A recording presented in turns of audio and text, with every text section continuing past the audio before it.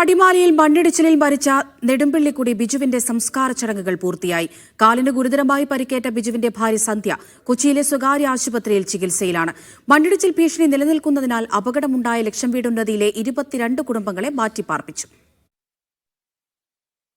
അപ്രതീക്ഷിതമായെത്തിയ വൻ ദുരന്തം. അർദ്ധരാത്രിയിൽ മണിക്കൂറുകൾ നീണ്ട രക്ഷാപ്രവർത്തനം. ഒടുവിൽ ഒരു കുടുംബനാഥന്റെ ജീവൻ നഷ്ടമാകൽ.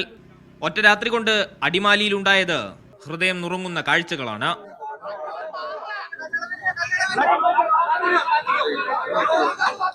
പുലർച്ചെ 3 മണിയോടെ സന്ധ്യയെ പുറത്തെത്തിച്ചിരുന്നു.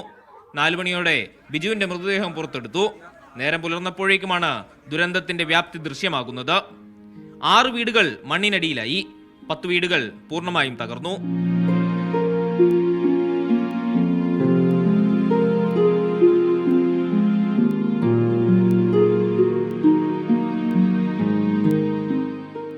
ദേശീയപാത അധികൃതർ ആരും തന്നെ ഇതൊരു വലിയൊരു ഭീകരമായ രീതിയിൽ അവർ കണ്ടില്ല എന്നുള്ള, അല്ലെങ്കിൽ അവർ കണ്ടിരുന്നെങ്കിൽ അവരതിൻ്റെ മാർഗങ്ങൾ കാണില്ലായിരുന്നു.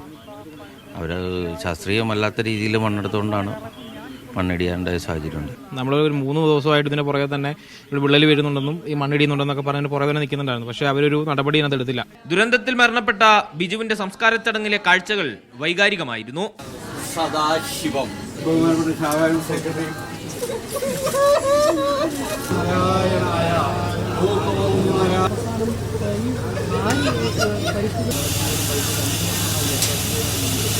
അതേസമയം ബിജുവിന്റെ മകളുടെ പഠന ചിലവ് കുട്ടി പഠിക്കുന്ന കങ്ങഴ തെയോഫിലോസ് നഴ്സിംഗ് കോളേജ് ഏറ്റെടുക്കുമെന്ന് മന്ത്രി വീണ ജോർജ് അറിയിച്ചു. മണ്ണിടിച്ചിൽ ഭീഷണി ഇപ്പോഴും നിലനിൽക്കുകയാണ്.